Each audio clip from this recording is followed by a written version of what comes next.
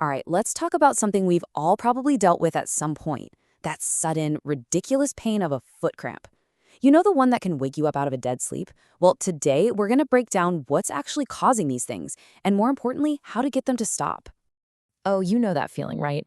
One second you're sound asleep, and the next, bam, your foot or your calf just seizes up into this tight, painful knot. It's this crazy involuntary muscle contraction that literally makes you jump.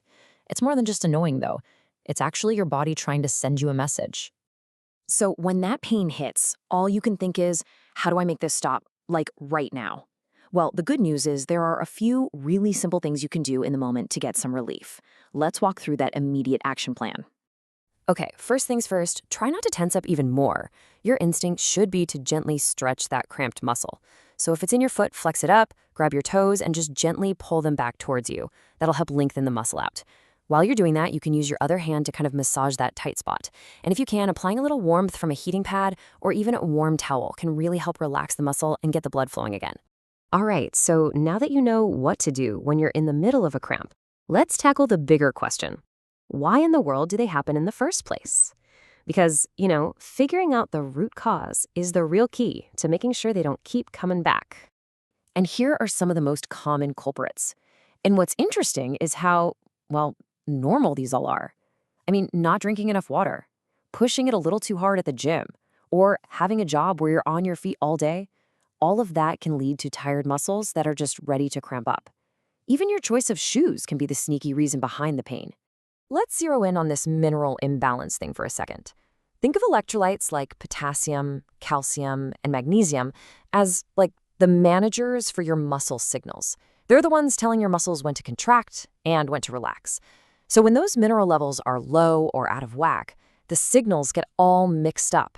And that's when you get those painful, out-of-the-blue spasms. And this chart here does a great job of showing an important distinction. See, most of the time, cramps are caused by the everyday stuff you see on the left. But sometimes they can actually be a sign of something else going on. Things like poor circulation, a nerve issue, or even a side effect from a medication could be the real reason. So it's all about paying attention to the context. So this brings us to the best part, prevention. Because knowing why cramps happen is one thing, but actually stopping them before they even start, that's the goal. Let's get into some simple, proactive things you can do for your feet. I know. It sounds almost too simple, but this is probably the most important one. Staying hydrated all day long is absolutely crucial. It keeps your muscle cells working right and helps you maintain that electrolyte balance we just talked about. So don't wait until you feel thirsty, just make sipping water a habit. And right up there with water is what you eat. Your diet is basically your first line of defense against those mineral imbalances. Seriously, fueling your body with the right stuff can make a massive difference. And here's a little cheat sheet for you.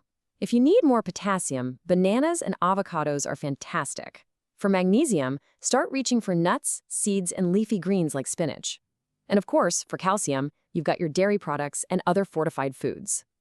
Just sprinkling these into your diet regularly can really help keep your levels steady.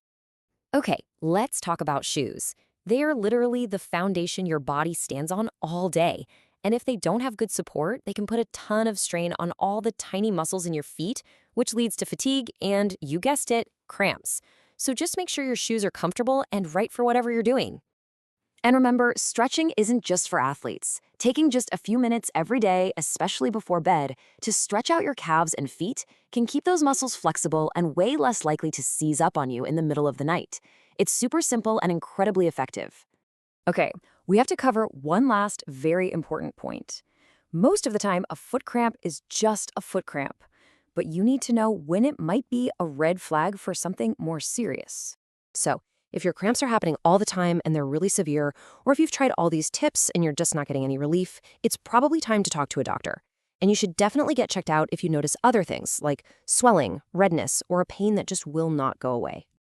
So to wrap it all up, we've talked about how to stop a cramp right in its tracks, we've gone through the most common reasons they happen, and we've laid out a solid plan for preventing them. The big takeaway here is that a foot cramp isn't just random pain, it's a message. So the next time you feel that muscle start to tighten up, just pause for a second. Instead of only focusing on the pain, ask yourself, what is my body trying to tell me right now? Am I thirsty? Am I tired? Do I need to change something up? Really listening to those signals is the first step to feeling a whole lot better. Thanks so much for tuning in.